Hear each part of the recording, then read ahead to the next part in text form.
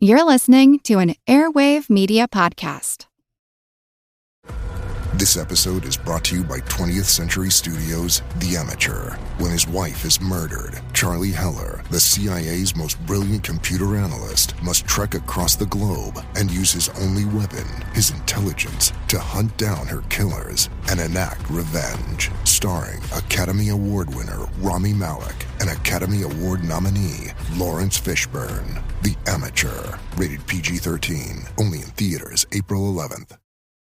Today at T-Mobile, I'm joined by a special co-anchor. What up, everybody? It's your boy, Big Snoop Deal Double G. Snoop, where can people go to find great deals? Head to T-Mobile.com and get 4 iPhone 16s with Apple Intelligence on us, plus 4 lines for $25. That's quite a deal, Snoop. And when you switch to T-Mobile, you can save versus the other big guys' comparable plans plus streaming. Respect. We up out of here. See how you can save on wireless and streaming versus the other big guys at T-Mobile.com/switch. Apple Intelligence requires iOS 18.1 or later.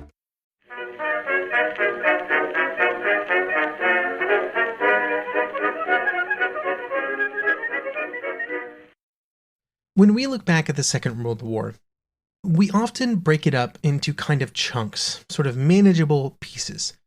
The early war years of German dominance, right up to the gates of Moscow, the entry of the United States, the truly colossal years of 1943 and 1944 when everything was decided, the grinding path to victory in 1945.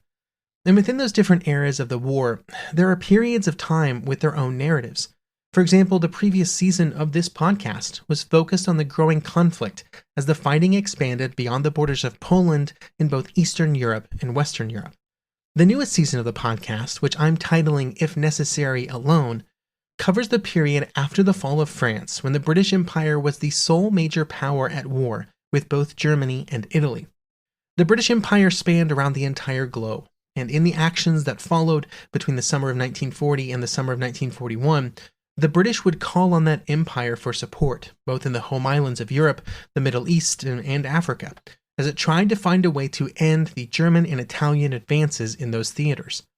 However, even though I'm using the name, if necessary, alone, a reference to one of Churchill's famous speeches, it's important to make clear right from the jump that Britain, except for maybe for a brief period in 1940, was not alone. And in the struggle against its enemies, it would be joined by several friendly nations along the way, even if many of those would eventually themselves be conquered by the Germans or Italians. This season will be made up of 7 series of episodes, the first being the Battle of Britain, a campaign that needs no introduction, and which followed closely on the heels of the French surrender in June 1940. The podcast will then travel to the Mediterranean for 5 series, covering the events in North Africa, the Balkans, Greece, and on the blue waters of the Mediterranean itself.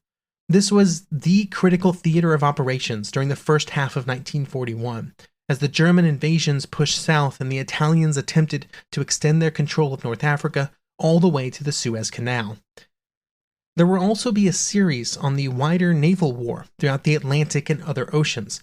This would be the period of the great surface raiders, when the German Kriegsmarine would attempt to halt the flow of British trade, not just with U-boats, but with armed merchant cruisers, and of course their battleships, culminating in one of the most important naval moments of the Battle of the Atlantic, the sinking of the Bismarck.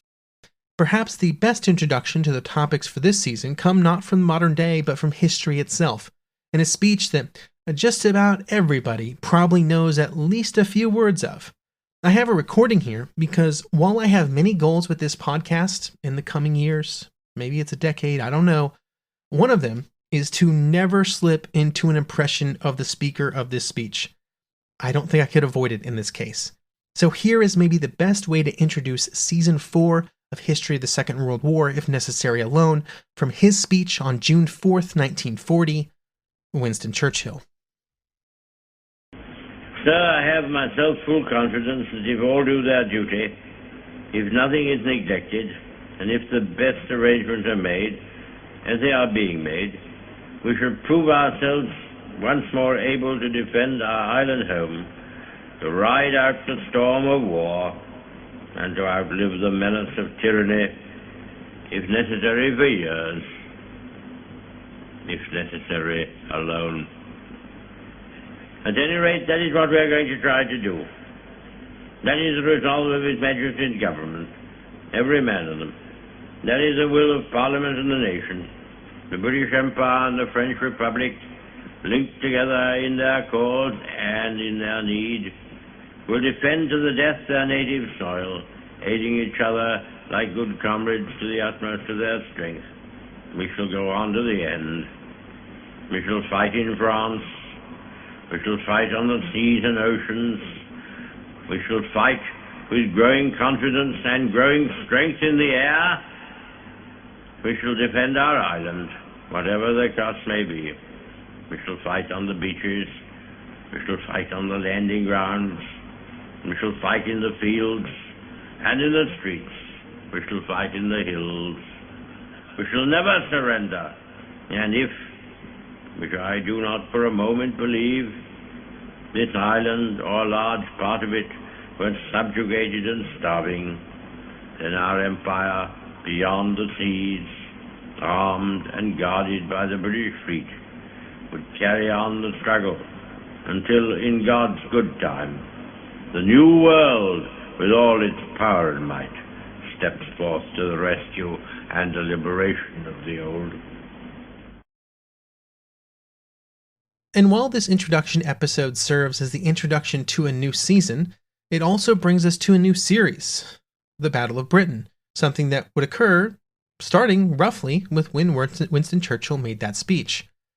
In the year 2025, the Second World War is kind of at a really interesting place on the historical timeline. The wartime generations, those who experienced the war firsthand, are soon to be gone. Their children and their grandchildren still retain the family memories of those that survived the war. They knew them intimately, and they were sort of their link to the events of the conflict. But even those generations are aging, and this begins to push the Second World War out of living memory. Those that experienced it, and those that experienced those who experienced it, will eventually no longer be with us. You can already see how this impacts how people interact with history, with individuals calling back to events of the war as some kind of foundational myth of the modern age, even though they themselves did not experience it. I won't be giving specifics here because that's kind of not the purpose of this show, but the topic of this podcast series has certainly been used in this way. The Battle of Britain is if not the, foundational myth of modern Britain. It's a pivotal event that is referenced in modern politics and society, and which is seen by some, and in some ways, to indicate and exemplify everything that made Britain great, an example of that should be revered and followed. Every country, every group of people has events that fall into this category in some way. I don't think this is some kind of failing of the people of the United Kingdom. But when these type of foundational myths are built up through generations, in some way, the truth stops mattering. The stories are what have the impact, particularly as events fade into the past and connections to them shift to what my granddad said he did or what my grandmother had stories about. The actual history does not matter when it comes to that story your grandma used to tell your mom about going down into the London tube station that night because their house burned down because of German bombers. That's when history matters more than it ever will, but the facts of history begin to recede a little bit. The blitz spirit, the keep calm and carry on, and so many slogans and propaganda phrases have made their way down through the years as well, used as a model and an ideal to aspire to. So the question you should be asking, and one which I have asked myself, is what am I even doing here? How do you approach a topic like the Battle of Britain, which brings with it such a shroud of myth-making, sort of layer upon layer of myth-making, and has such a well-established chronology and structure? The answer is to work within those myths and within that myth-making, to reference it, to talk about it. I'm not here to try to make some huge statement about how the battle should be remembered or why, but you can expect some touches on some of those myths throughout the course of this series. It starts with the overall structure of the next 28 episodes. Now, this series will actually be broken down into 4 different mini-series, so that people who like to wait for a reasonable collection of episodes to release can do so without waiting for the entire series to complete, all 28 weeks of it. These mini-series will be titled The Battle Before Britain, The Battle About Britain, The Battle of Britain, and the battle after Britain. The first 8-episode miniseries will be titled The Battle Before Britain, and it's going to cover a variety of different topics and events that occurred either before the traditional start of the Battle of Britain in the summer of 1940, or which are not directly related to the battle. Like, we got to talk about cool airplanes at some point, right?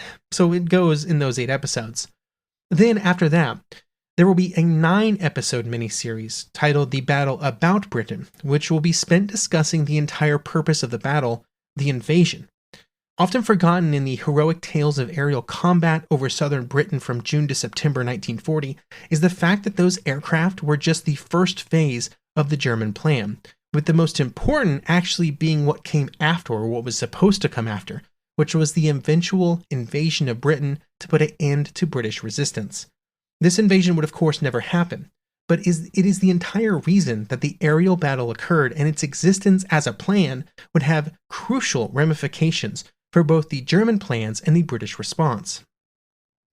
Then, of course, the third miniseries will be titled The Battle of Britain, which will cover the heart of the aerial battle, from Eagle Day to Battle of Britain Day, during which the Luftwaffe at least thought it was trying to win the battle of air supremacy against the Royal Air Force. Now, did the Luftwaffe think it was about to win? Absolutely. At various points in time, were they ever even remotely close to achieving their objective? No, they were not, but we'll talk about it. The final mini-series of episodes, The Battle After Britain, will discuss the events after September 1940, the beginning of the Blitz, and how specifically the British were planning to continue their resistance against Germany moving forward. One of my goals with this series is to make it clear that the Battle of Britain was about far more than a few squadrons of Hurricanes and Spitfires in the air over southern England. They were important. Don't get me wrong, but the battle was waged on a far wider geographical scale and by a far larger cast of characters. The few were supported by the many, and that many were on land and at sea, fighting against all manner of German and Italian attacks. They were workers in factories, there were people at home just living their lives or trying to live their lives. And hopefully we can touch on many of their stories. As always, thank you for listening, thank you for your support over the years, and I hope you enjoy the upcoming series on the Battle of Britain, the first series of Season 4 of History of the Second World War, if necessary, alone.